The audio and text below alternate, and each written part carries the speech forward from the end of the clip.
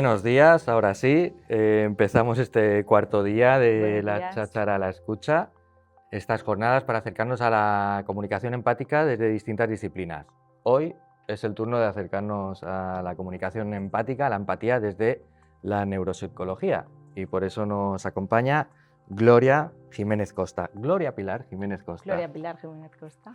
Ella es neuropsicóloga y doctoranda en psicología y neurociencia cognitiva, interesada en comprender el cerebro desde la experiencia humana y relacional. En su charla propone un diálogo entre neuropsicología y empatía para repensar el cuidado, la escucha atenta y la intervención desde una mirada más consciente y sensible. En Instagram, Gloria Neuropsicología. No, Gloria Neuropsicóloga. Gracias, Gloria, por aceptar la invitación, por haber venido. Gracias a ti, José. Vamos a estar media hora, como suele estar siendo normal en los coloquios matutinos de la cháchara a la escucha, media hora hablando tú y yo, y después, para no caer en la cháchara, pasaremos a la escucha y será más dinámica y le daremos voz a las asistentes, que hoy por fin no ha llovido y habéis venido casi todas las inscritas, que está genial, eran 30 y tantas, aquí somos ya casi, yo creo que 20 largos, así que genial. La cita de hoy, Dime. Voy a leer una cita de Carl Rogers, psicólogo estadounidense, que no conozco, pero la cita me gustó.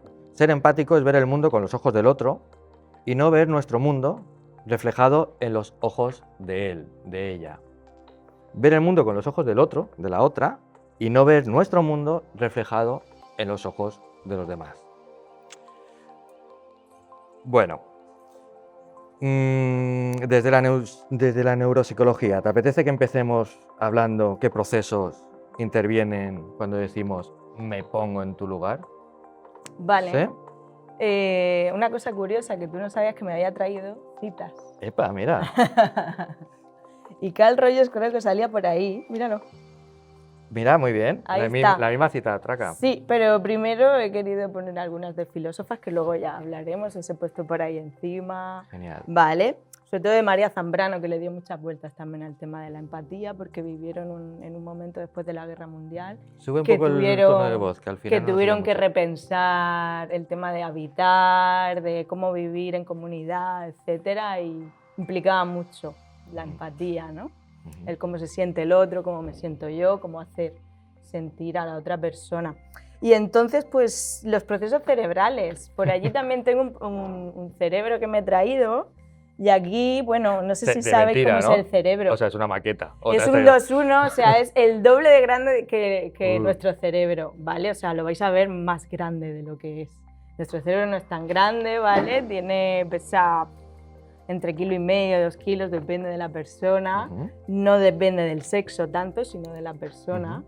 Y bueno, tenemos más conexiones neuronales que estrellas podemos ver, ¿vale? Que podamos ver con un telescopio bueno, ¿vale? No a simple vista.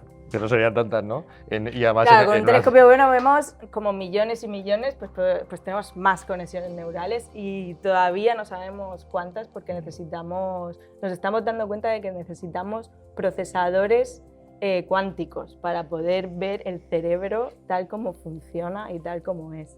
O sea que lo que vemos todavía es pequeñito. Vale, pues los procesos cerebrales que para comprender y simular la experiencia que estamos teniendo con la otra persona, ¿no? Están relacionados con estas partes que son el precúneo, esto es el interior del cerebro, ¿vale? Esto es la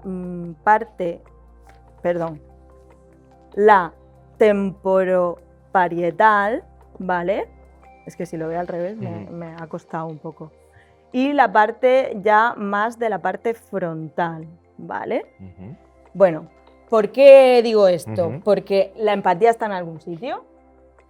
Pues hemos visto en neuroimagen que sí, ¿vale? Hay ciertas partes del cerebro que se iluminan y son estas, ¿de acuerdo? Luego también hay otras partes que son la corteza cingulada anterior, también por dentro del cerebro, y la ínsula, que es como otro lóbulo que tenemos ahí escondido, que en realidad, la ínsula, lo que viene a decirnos, lo que hemos descubierto cuando se daña, en realidad es la construcción del yo. Entonces, si no tenemos una construcción del yo, hasta que no la tengamos definida, no hay una construcción hacia los demás. Entonces es muy importante también que la cíngula esté sana para tener empatía. La ínsula esté sana, ¿eh? Qué La frase. ínsula esté ¿Y cómo, sana, y cómo se hace? esté sana y esté desarrollada. ¿Por qué digo desarrollada? Porque a lo mejor hay enfermedades o en el neurodesarrollo de una persona hay muchísimas gracias. En el neurodesarrollo de una persona hay momentos en los que la cíngula todavía no está desarrollada. Vale. Y luego hay enfermedades que atacan a la ínsula y por lo tanto no está sana. Entonces ahí perdemos el sentido del yo y del otro. Vale, vale. Mientras bebes... Una pregunta. Vamos a guardarnos las preguntas para después. ¿Puedes Filip? apuntarlas para después? Sí, por favor. Ay, muchas gracias. Porque así van a ir saliendo varias cosas y porque, lo que comentaba antes, ¿no? La gestión del tiempo. A mí se me van a ocurrir un montón de preguntas también. Yo me voy a callar después porque ya estoy hablando demasiado. Ya te estás apuntando. Y claro, estoy apuntando porque escucharte. Entonces, y además que soy pensamiento arbóreo y escucharte es una delicia, entonces se me puede ir. Vamos a seguir un momento. Cuando dijiste la ínsula está sana, si como judía, ¿la ínsula está más sana o no tiene nada que ver con mi alimentación? Ahí nos vamos a otro lado, ¿no? Vale, nos vamos a otra pregunta. Justo lo contrario que he dicho que no iba a hacer, ¿no? La contestamos. Esto es muy bonito porque podemos ir contestando, luego volviendo y tal. Si comes judías, a ver, la alimentación, por supuesto, es muy importante para el cerebro. Es de lo que se alimenta. El cerebro gasta un 20% de la energía que tenemos en el cuerpo y solo ocupa el 2% del cuerpo. La masa corporal es del 2%. O sea, imaginaos lo importante que es alimentarnos. Eso ya de primeras. Y ya depende de con lo que lo alimentes, pues entonces comer judías es importante. Depende. Si te hinchas a judías, pues no. Hay que tener una alimentación sana y eso podéis preguntarle a un nutricionista. Pero siempre estamos en neuropsicología, en consulta, en clínica. Cuando yo le digo a mis pacientes, es muy importante que te alimentes bien, pero no bien, sino ve a un nutricionista que te diga la dieta que necesitas tú, se sorprenden, dicen, ay, no sabía que era tan importante para curarme. Por supuesto. Eso y el ejercicio y muchas otras cosas que siempre estamos con el tole, pero es que es así, está demostradísimo, hay muchísimos estudios que si tenemos esas variables totalmente controladas, la enfermedad, sea mental, física o de un ictus o de un tumor cerebral, nos curamos mucho antes, ¿vale? Entonces es importante la alimentación, por ejemplo, tomar excitantes es muy importante, si a ti te sientan bien, si te sientan mal, en cierta medida, a la hora en la que te lo tomas, es importante, porque entonces estás generando, a lo mejor, si ese estimulante te sienta mal, estás generando que la amígdala disfuncione, más bien, funcione demasiado, las emociones estás más irascible y por lo tanto eres menos simpático, eres menos empático. Vaya, eres menos empático porque la amígdala no funciona bien, ¿no? Porque estás más nervioso, estás más irascible. ¿He contestado tu pregunta? Sí, súper. Te he cortado yo antes. ¿Vamos a la siguiente? Vamos a la siguiente, venga. Espero que no haya nadie en la sala que crea que la empatía es un don, que se tiene o no se tiene. Hay personas que la tienen y otras que no la tenemos. Porque la empatía es algo que es una habilidad, es un conjunto de competencias que podemos entrenar. Dicho esto, ¿qué ejercicios breves recomiendas para entrenar la capacidad de distinguir entre mis emociones, la del otro, bueno, en la empatía, en este proceso de comunicación?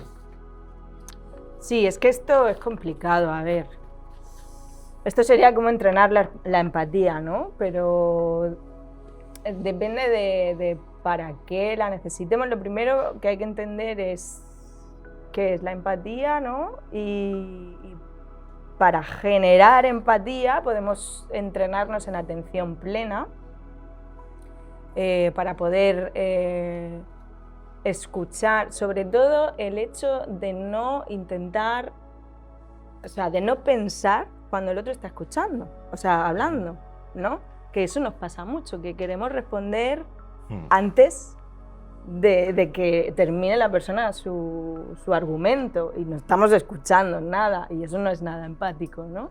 Entonces la atención plena lo que hace es que nos relajemos, que nos tomemos nuestros tiempos, que escuchemos sobre todo a la otra persona, que la miremos, que la observemos tranquilamente, que no tengamos tanta prisa en una conversación. A veces la tenemos que tener, pero entonces tenemos que sopesar entre quiero una conversación empática, relajada, en la que nos vamos a acordar de todo, todas las personas, de lo que hablemos, ¿no? O quiero una conversación rápida y que sea eficaz y ya está, ¿no? Eso por ejemplo. Luego,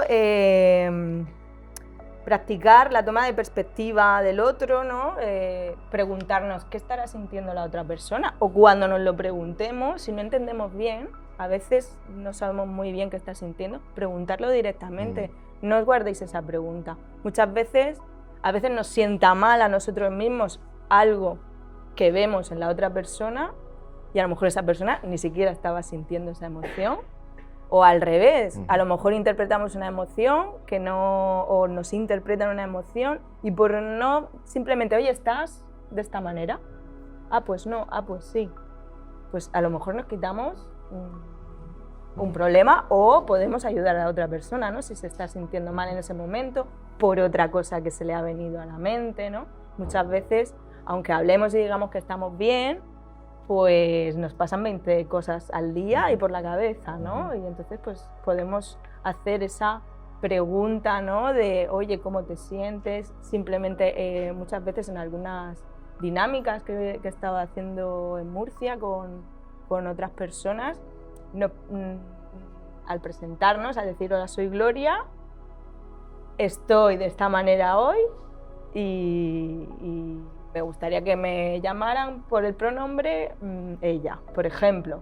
Y yo dije, oye, mira qué sencillo es decir, oye, pues estoy de esta manera, no pasa nada, estoy aquí, tampoco hace falta estar súper feliz o súper atento o, vale, o un poco triste, no pasa nada. Y también va cambiando eso a lo largo del día, ¿vale? Pues está bien que nos lo podamos decir con naturalidad, simplemente, y saber que dependiendo de la emoción en la que estemos también podemos procesar de una manera o de otra.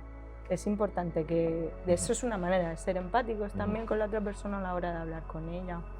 ¿Y algo más querías preguntarme? Que te he visto que no, y estoy conectando con la siguiente, pero no quiero cortarte vale. Si tienes más. Sí.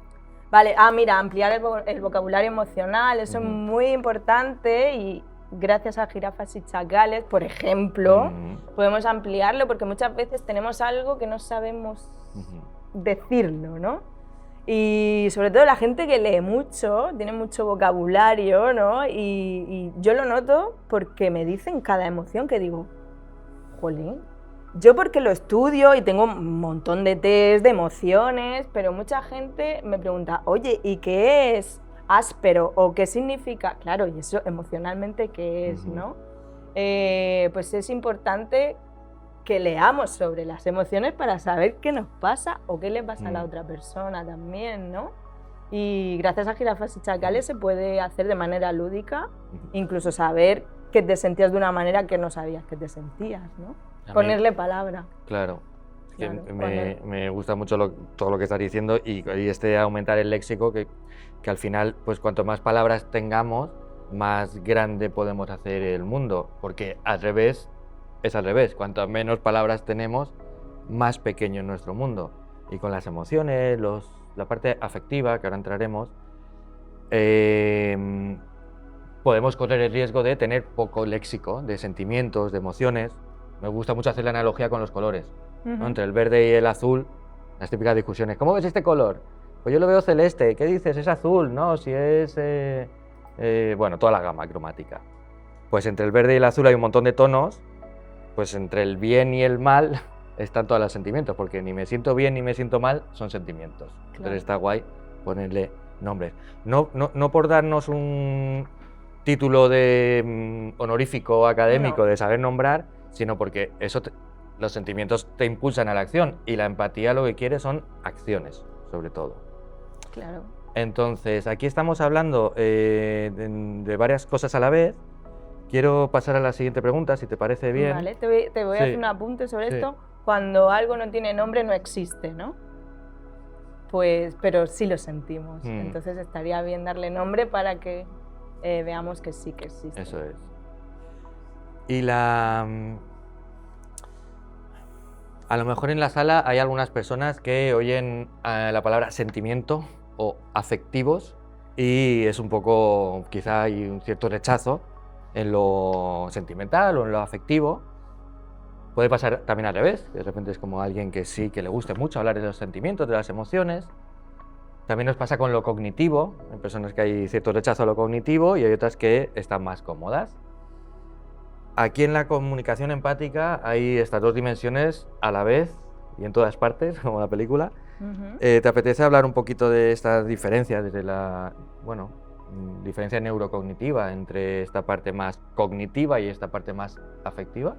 Voy a hacer un apunte, voy a hablar de esto, pero voy a hacer un apunte. Vengo de hace una semana justo de un congreso en Valencia de neuropsicología y estuvimos hablando en un taller sobre cognición social, que la empatía está dentro de una función cognitiva que se llama cognición social, ¿vale? Estuve en un taller de cognición social y metacognición que dije, madre mía, me acaban de partir la cabeza y además es que me encantaría poder daros un mínimo de ese curso. Es imposible, pero ahora, fuera de charla, si queréis hablamos de eso porque es un pepinazo. Y la clausura, la charla de clausura que dio una eminencia de la neuropsicología aquí en España, habló del lenguaje, pero habló de la parte olvidada del lenguaje, que nos centramos mucho en el lenguaje, en la parte gramatical, ¿no? Cuando hacemos pruebas en neuropsicología, siempre nos centramos en la parte de falla, no falla, en una palabra no la dice, cómo la dice. Pero la gran olvidada es, por ejemplo, la prosodia. ¿Sabéis lo que es la prosodia? Es la emocionalidad que le damos al lenguaje, ¿no?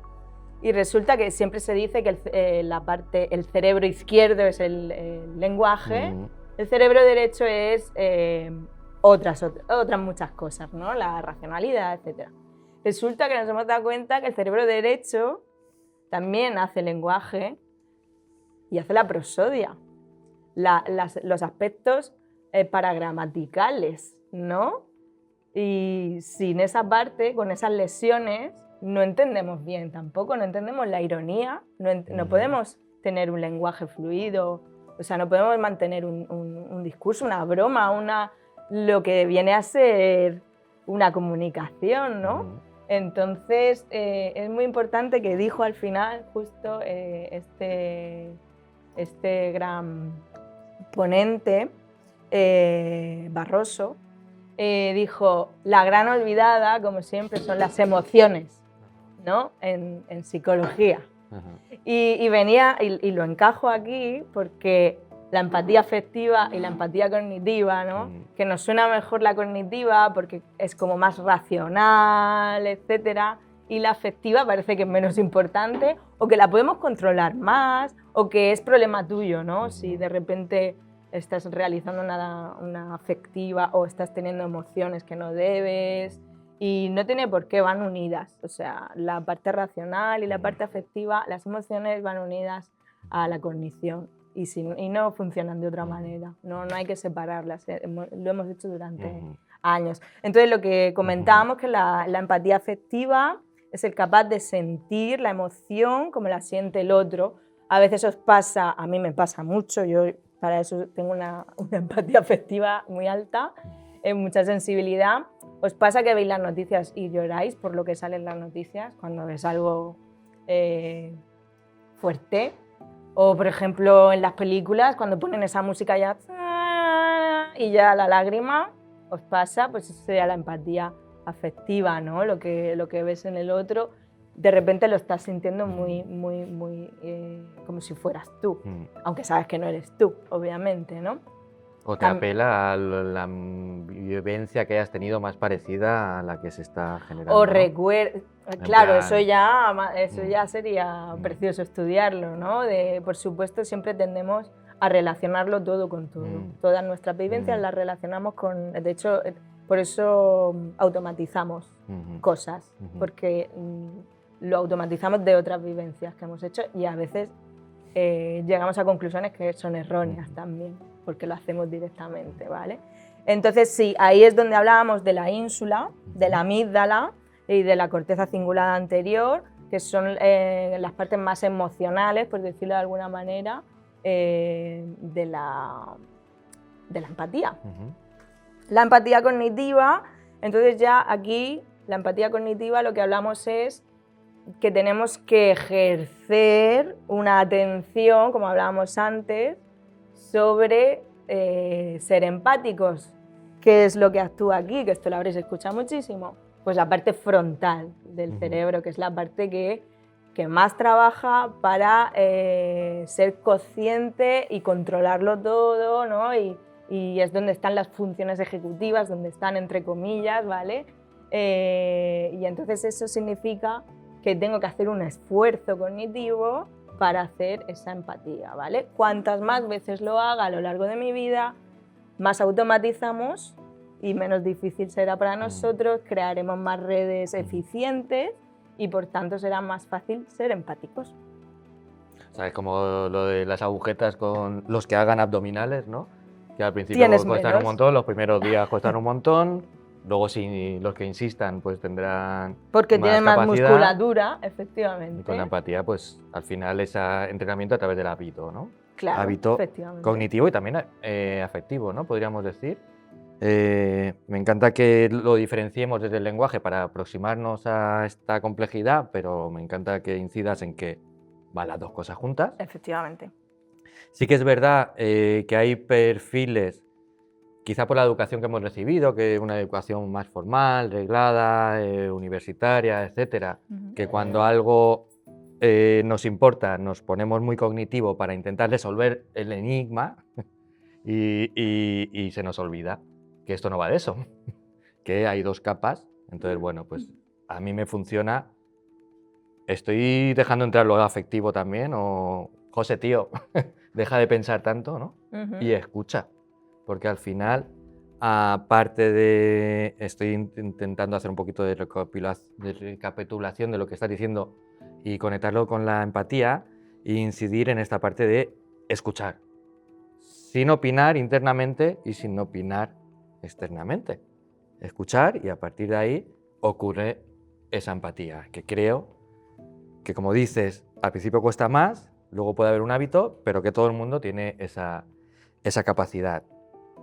Dicho este marco, ¿cómo influye esta ansiedad cuando vemos en las noticias, por ejemplo, o en nuestro día a día, esta carga de estrés, carga de fatiga que tenemos en nuestros días a día, pues por distintas presiones socioeconómicas, vamos a decir? ¿Afecta esto a nuestra capacidad de empatizar? Sí, como he dicho,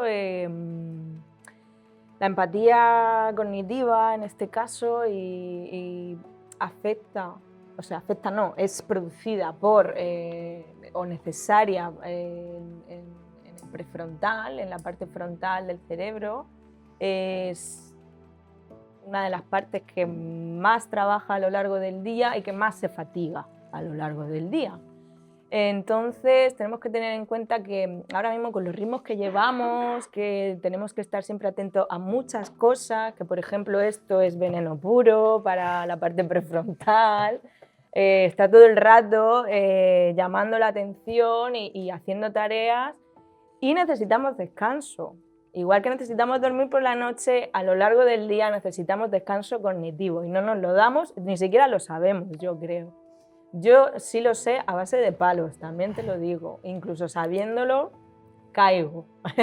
¿Qué es descanso cognitivo, Gloria? Descanso cognitivo es dejar de mirar el móvil, a lo mejor no tengo que tener 5 llamadas y puedo hacer una y dejarme las otras 2 para luego, tener que tener muchas tareas a la vez, atención dividida, atención alternante, por ejemplo, dejo una tarea, voy a otra, cojo el teléfono, hablo con mi compañera, etcétera, así horas y horas y horas y horas, hasta que llego a casa y caigo en la cama. No lleguéis a eso todos los días. Un día, si es posible, tenéis que hacerlo, vale. Todos los días esto se resiente mucho, muchísimo. Tenéis que dar descanso cognitivo. ¿Qué pasa si no damos descanso cognitivo? Somos menos simpáticos. Cada vez el cerebro se satura más porque llegamos hasta un límite, pensamos que el cerebro no tiene límite, lo tiene.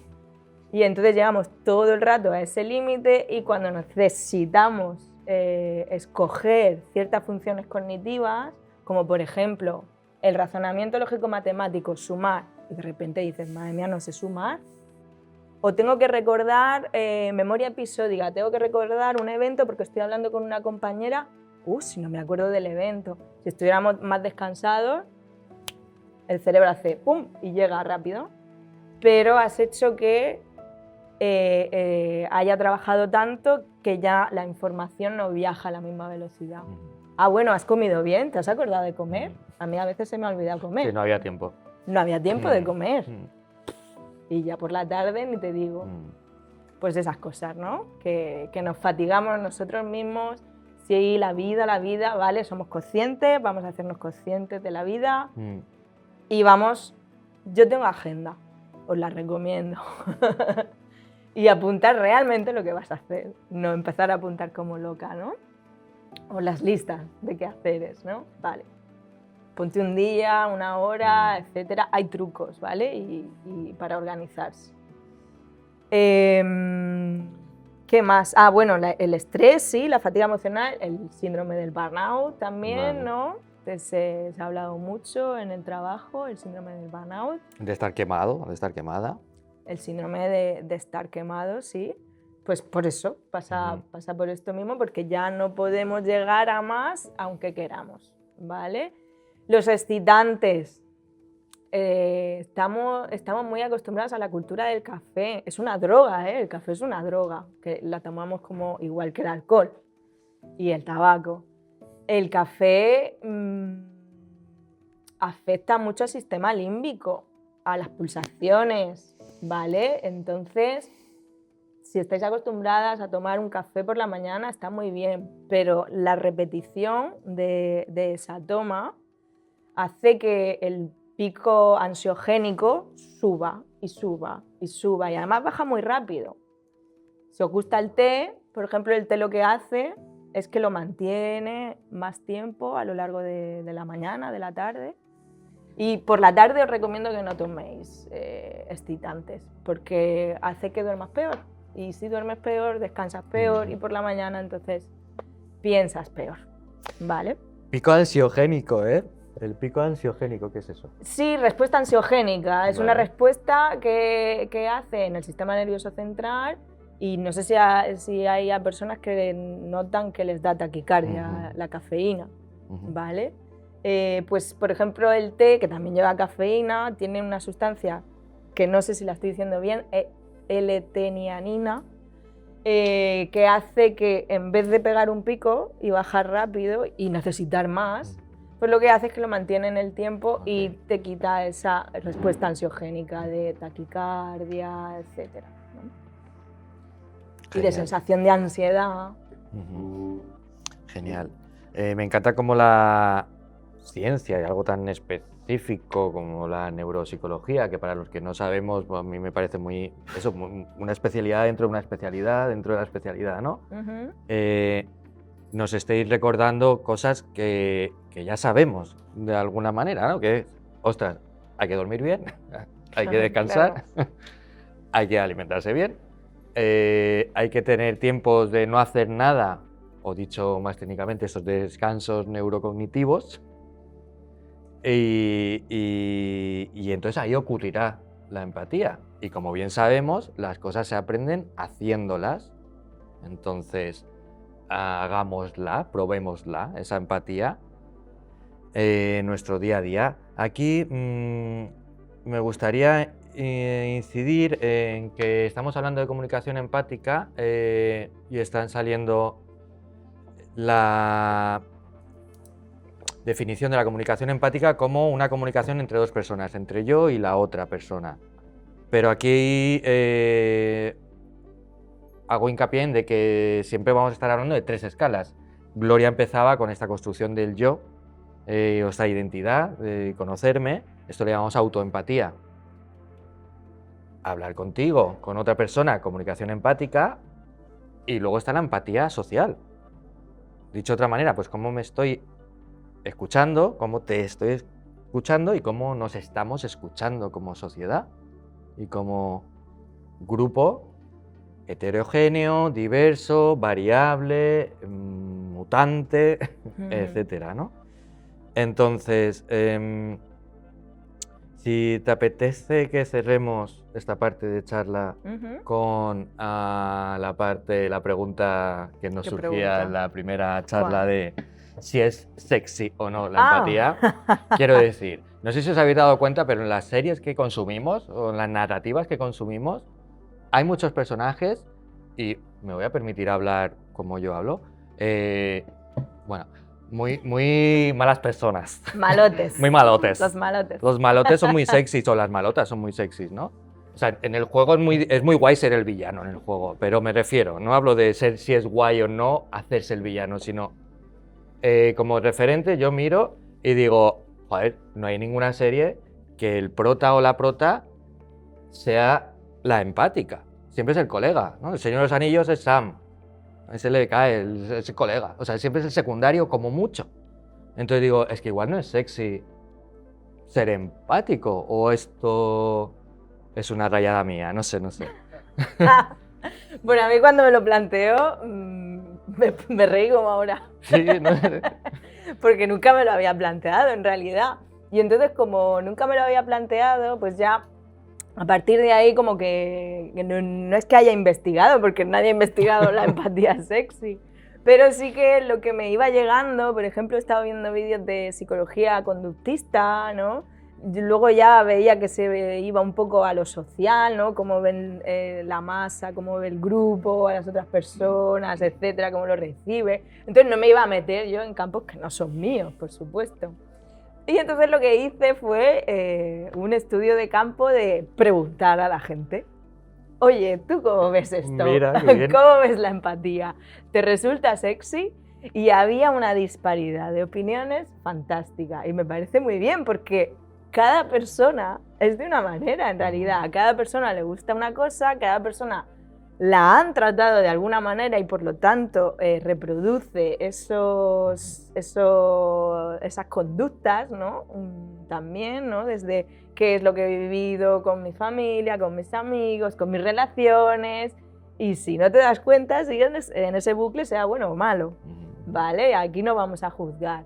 Entonces, ¿la empatía es sexy? Pues no estoy haciendo ningún estudio, por favor, no me lo toméis al pie de la letra porque no viene de ninguna teoría de nada. Me he dado cuenta que las mujeres sí que tienen en cuenta esa relación empática tanto con su familia, como con su pareja, como con sus amigas. De hecho, suelen hablar más de emociones entre ellas, ¿no?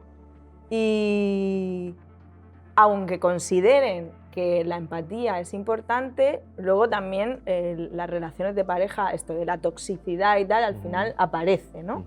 Tanto sea hombres como mujeres, aparecen esas relaciones tóxicas.